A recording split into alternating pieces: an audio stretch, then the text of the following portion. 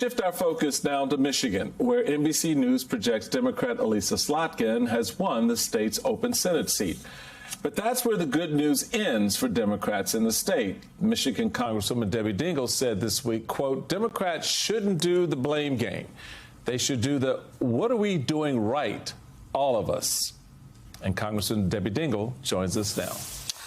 All right, Congresswoman, you have just been very clear. You always give it to the people straight. So tell us what happened and what do we do going forward?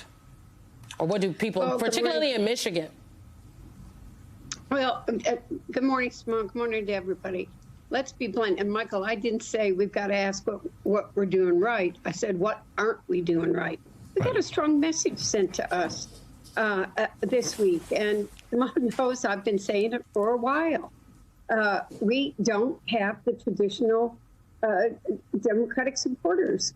We got some of the union halls back, but we don't have working men and women. They don't think that we care about what they care about is the cost of groceries. I go in Kroger every Sunday morning, and people know I'm going to be there, and they come and talk to me about eggs and milk. We got a problem in the African American community. I had a number of my younger pastors and others say, we're tired of being taken for granted. Don't come to us in October.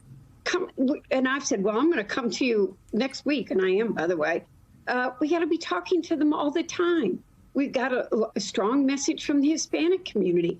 And Michigan is particularly complicated because of the Mideast issue, where people on all sides are hurting, are angry, are raw, and they don't know who they were going to support. And it's not one. Each of those segments adds up to a little we lost. We didn't get as many women as we thought we would. So we got to go out and do some real soul-searching listening and be ready. So in 2 years, we can win the governorship. And let's talk about the implications of what we saw. This from the AP. Democrats lost trifecta in Michigan, hobbling Governor Whitmer's agenda. Michigan Democrats will lose their historic trifecta after Republicans gained a majority in the state House of Representatives. Democrats still hold the majority in the Senate, meaning that House Republicans will at most stall Governor Gretchen Whitmer's agenda in the final 2 years of her term. What does that mean for Michiganders? Well, it's not clear. I mean, the governor reached out very quickly to talk to the new leadership of the House. She will try to work with them. I think there are places that, look, I'm going to work to do this very strongly. The governor's going to work to it, where we're going to reach out and try to work with Republicans on things that matter, on keeping Michigan strong. So continuing economic development, bringing jobs home, protecting the Great Lakes and our rural communities. So some things we're not going to be able to get done, but I do think that there are places for common ground. I think that was part of the message that was sent to us this week. They're tired of seeing everybody fighting. They're worried about a lot of stuff, and they want to see us work together to get some stuff done. On that the stuff done side of it, you look at and you referenced the Hispanic community, and certainly the African American community, and the work that needs to go on there. But pulling back, there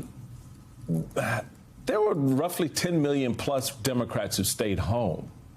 So clearly it wasn't just blacks and Hispanics where Democrats had a problem. They still have a problem with white women, who for the third time sided with the serial sexual predator and the one who took away their access to abortion rights.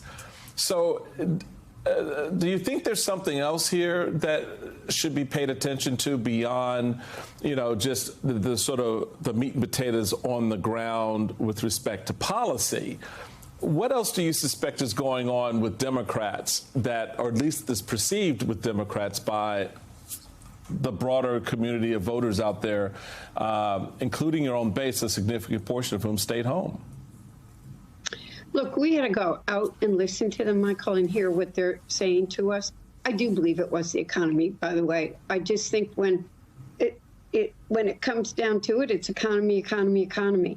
I'm talking to a lot of those women, and women's health decisions matter, but they're more worried about how milk and eggs are up and they can't put as much in the groceries cart as they want to do. Caregiving is a major issue. I'm going to reach across the aisle and try to work with my colleagues on caregiving. Child care is expensive, difficult to find. People can't find it. And senior care is becoming a real crisis. You can't find. The sandwich generation is worried about their parents and their loved ones. You can't find people to care for them. Spouses are becoming fatigued, and they don't think anybody cares. You know, we all talk about these issues that divide us, and both sides are guilty of it, by the way. Oh, we did too many bills in the Congress and gotcha bills that were title only, going nowhere. They want to see us really do something about the economy, their jobs. They want to bring the supply chains home. But and I think that's what we've got to be talking about. All right. Congresswoman Debbie Dingell of Michigan, thank you very much. Your insights, as always, are much appreciated.